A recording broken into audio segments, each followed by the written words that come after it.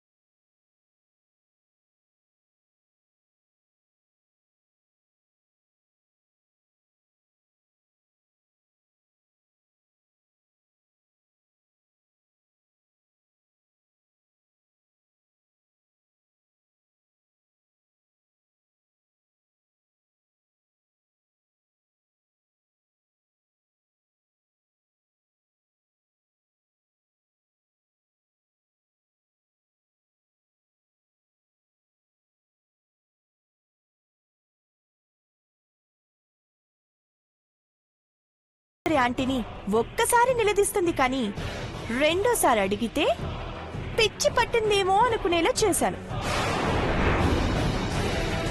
మీ పెద్ద కోడలు త్వరగా నమ్ముతుంది కాబట్టి ఈజీగా మోసపోతుంది. Thank God. అంటే నా కుటుంబం క్షేమంగానే ఉందన్నమాట.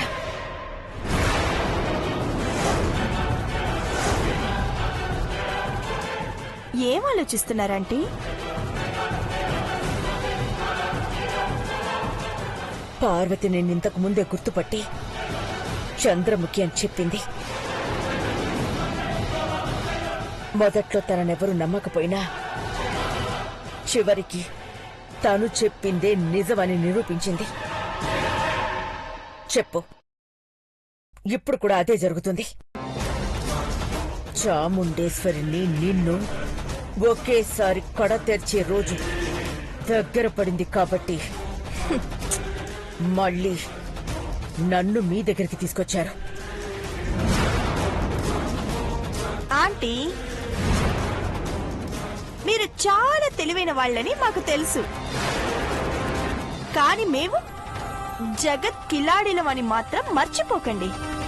ఎత్తుకు పై ఎత్తు వేస్తూనే బతికాం. బతికున్నదే పగ తీర్చుకోవడానికని మీకు గుర్తు చేస్తున్నాను. గాయం మానితే స్ట్రాంగ్ రూమ్ ఓపెన్ చేద్దామనుకున్నాను. మళ్ళీ మీ వాళ్ళని మీకు చూపించొచ్చు అనుకున్నాం. గాయం మానకపోతే నా థంబ్ ఇంప్రెషన్ తీసుకోలేరు కదా. మీరు మొండికేస్తే ఇన్ఫెక్షన్ అయ్యి చేతికే ప్రమాదం అవుతుంది. అమ్మ క్షేమంగా ఉండాలని కోరుకునే దేవాకు ఎప్పుడైనా మీరు కనపడితే ఇలా అయిపోయారేంటా అని బాధపడకూడదు కదా ఆంటీ. పాపం మళ్ళీ నా వాళ్ళందర్నీ చూడ్డానికైనా నా గాయం మానుతుంది. నాకు కావాల్సింది కూడా ఇదే ఆంటీ. ఇంట్లో మీ కోడళ్ల సీమంతం చూడలేకపోయానని మీరేం బాధపడకండి. వీలైతే అక్కడ జరుగుతున్నది మీకు ప్రత్యక్ష ప్రసారంలో చూసే ఏర్పాట్లు చేస్తాం. అది కూడా చాముండేశ్వరి ఆంటీ ఒప్పుకుంటేనే. లేదంటే మళ్ళీ ఎప్పుడు బయటికి వెళతారో నాకే తెలీదు. Take care aunty. మీకు మందులు భోజనం పంపిస్తాను.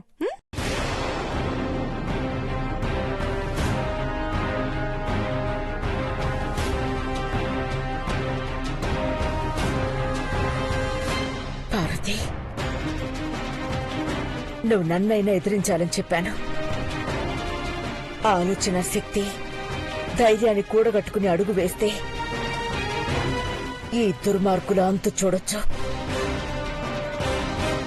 ఆలోచించు పార్వతి, ఆలోచించు. దారాదే దొరుకుతుంది. ఆలోచించు పార్వతి, ఆలోచించు.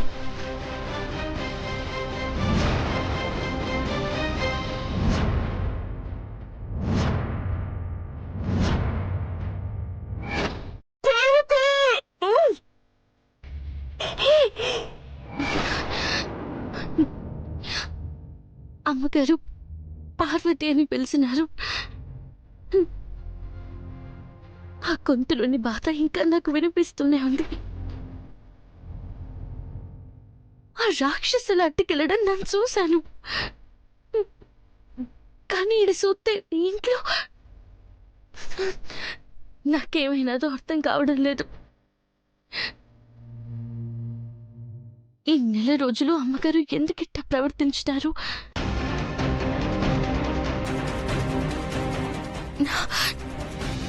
లేకపోతే అమ్మగారి స్థానంలో ఇంకెవరైనా ఉన్నారా? ఈ మాట పెద్దబాబు గారికి చెప్పినా, అయ్య గారికి చెప్పినా నమ్మరు. అసలు ఇంట్లో ఉంది అమ్మగారా కాదా తేల్చాలి. తప్పదు. ఈ ఇంటి క్షేమం కోసం, సంతోషం కోసం ఏదైనా చేయాలని అమ్మగారు చెప్పాక తనకి ఎందుకు పరీక్షెట్టకూడదు?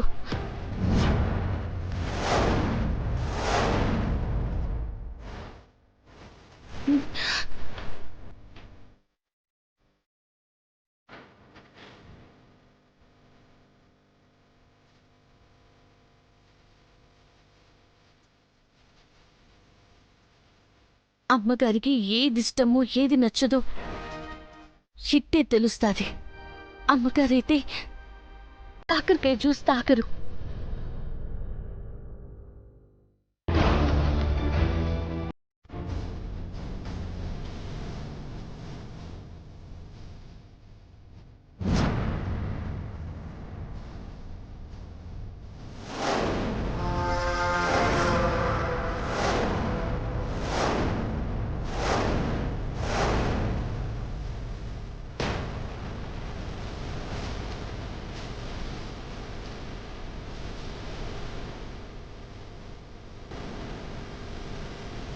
అమ్మగారు కాకుంటే ఏది ఇచ్చినా తీసుకుంటారు.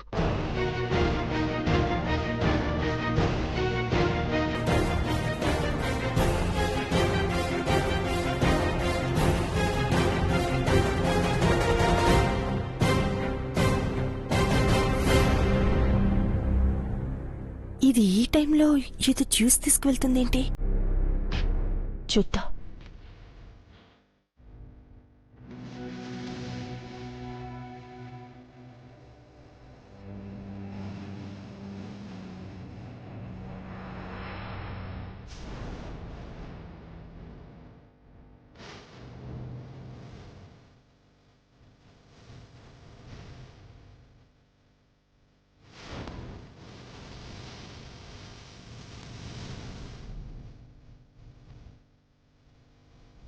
కాకరకాయ జ్యూస్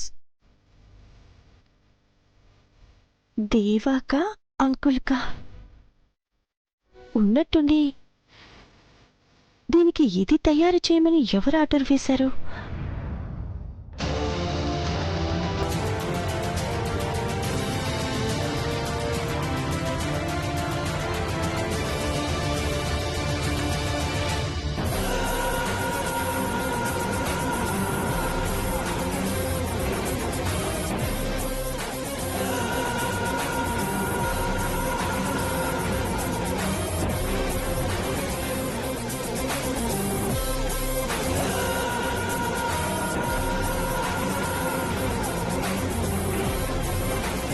అఖిలాండేశ్వరి, నేననుకున్నది తలకిందులు చేసి తప్పించుకోవాలనుకున్నా. ఇప్పుడు నేను తిరిగి ఈ ఇంటికొచ్చి బందీ అయ్యేలా చేశా. నిన్ను నిన్ను ఊరికే వదలను.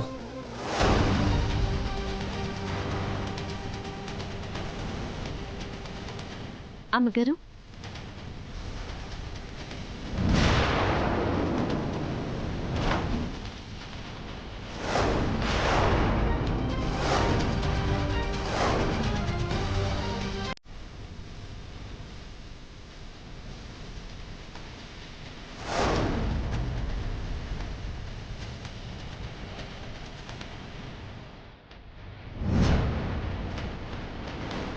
ఏంటి పార్వతి, ఈ అమ్మగారి మీద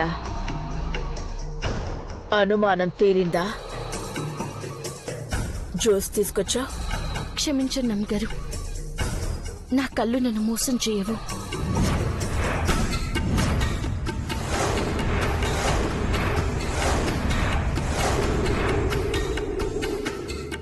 కానీ నా చుట్టూ ఉండేవాళ్ళు మోసం చేయొచ్చు కదా అని పెద్దబాబు గారితో మాట్లాడినాక అర్థమైనది. తీసుకోండి అమ్మగారు, మీకోసం కాకరకాయ జ్యూస్ తీసుకొచ్చాను. కాకరకాయ జ్యూసా? అవునమ్మగారు, గాయాలైనప్పుడు చీము పట్టరాదని కాకరకాయ జ్యూస్ తాగితే మంచిదని మీరే చెప్పేటోళ్ళు కదా.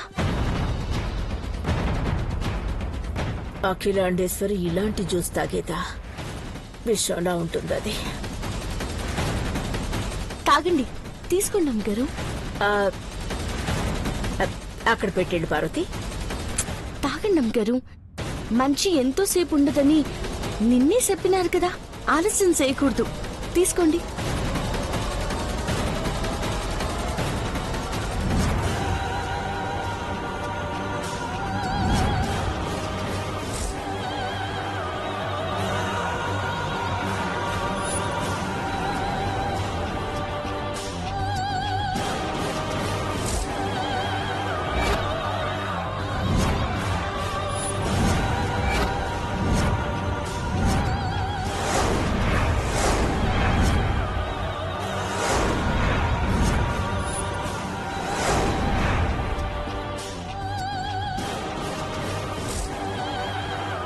అదేటమ్మగారు, ఎడమ చేత్తో తీసుకున్నారు. మీరెప్పుడు ఇట్టా చేయరు కదా. అదే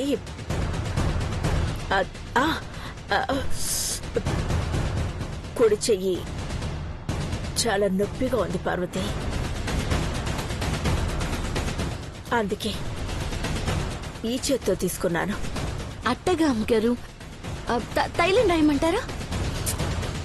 అక్కర్లేదు పార్వతి, నువ్వు వెళ్ళు. కాకరకాయ జ్యూస్ తాగేటప్పుడు నన్ను ఎదురుగానే ఉండమని చెప్పేటోళ్ళు కదా, మర్చిపోయినారా?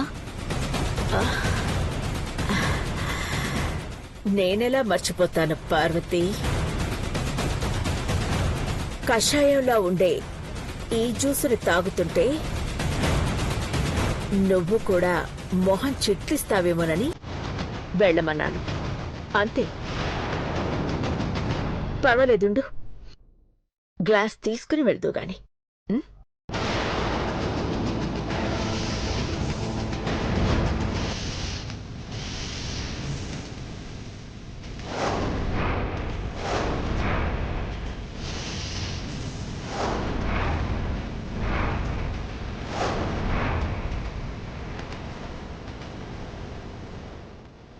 గ్లాస్ తీసుకో.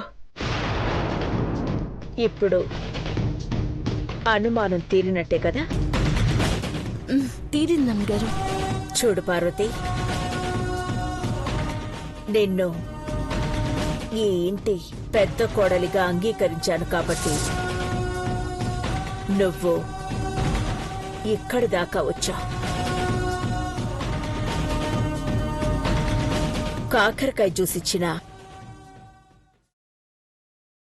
అది తీయగా ఉందనుకుని తాగాను.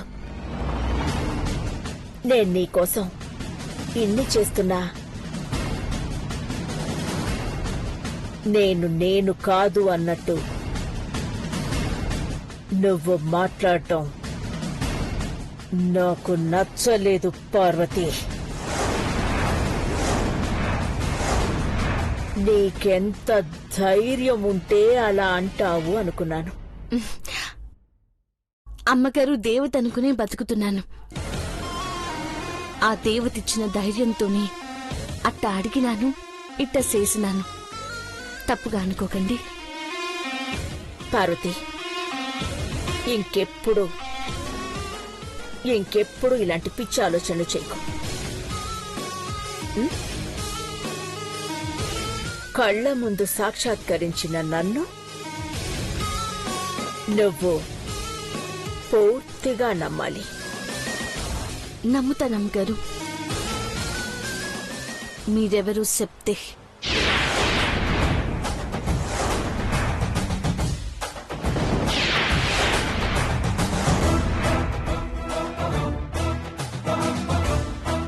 పార్వతి, కోపడకండి అమ్మగారు, చెప్పండి. ఏమనుకోకండి. ఘట్టమనేని అఖిలాండేశ్వరితో మాట్లాడుతున్న సంగతి మర్చిపోవద్దు. నా ఆవేశాన్ని చూడాలనుకోకు. ఇక్కడి నుంచి వెళ్ళు.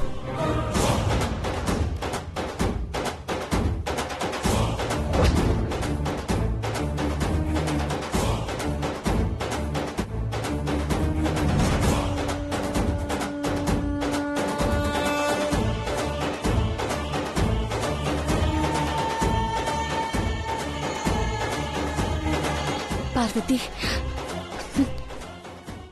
ఈడున్నది అమ్మగారు కాదు, కాదని తెలిసిపోనాది. ప్రాణం పోయేటప్పుడైనా సరే అమ్మగారు మనసు మార్చుకోరు. అనుకున్నదే చెప్పిందే చేస్తారు. ఇప్పుడు ఈ ఇంట్లో ఉన్నది ఎవరు ఏటి అన్నది తేల్చేదాకా ఈ అనుమానాన్ని ఎవరికి చెప్పకుండా నిజాన్ని బయట పెట్టాలా? మా అమ్మగారు ఏడున్నారు కనుక్కోవాలా?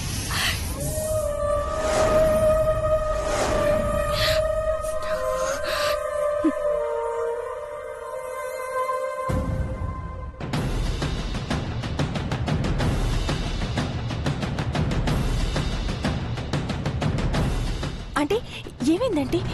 చిచి, ఆ పార్వతిని నమ్మించడం కోసం కాకరకాయ జ్యూస్ తాగాను. వాంతి కావడం లేదు, గొంతంతా చేదుగా ఉంది. మీరు ఆ జ్యూస్ తాగారా? చెప్పాను కదా, వినపడలేదా? ఆంటీ, అఖిలాండేశ్వరి ఆంటీకి కాకరకాయ జ్యూస్ అస్సలు నచ్చదు. తీసుకొస్తే మోహనేసి కొడుతుంది.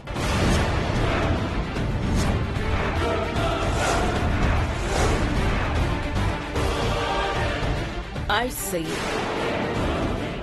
అంటే పార్వతి అనుమానం ఇంకా పోలేదన్నమాట. అర్థమైంది. ఇక ఆ పార్వతి సంగతి తేల్చి పారేయాలి. రేపు జరిగే సీమంతంలో దానికి పిచ్చి పట్టిస్తాను.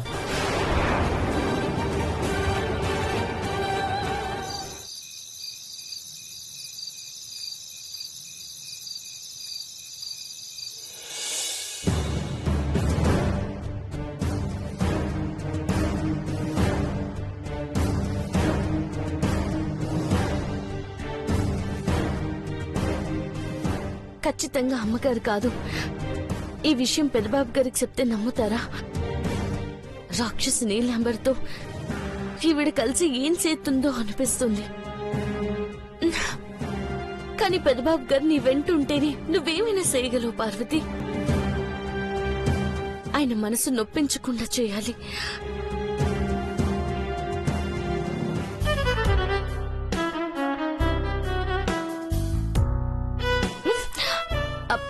ఎవరో చెప్పుకో.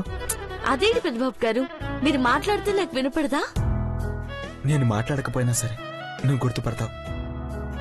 ఎందుకంటే నీ గుండెల్లో నేనున్నాను. నీ కడుపులో మన బిడ్డ ఉంది.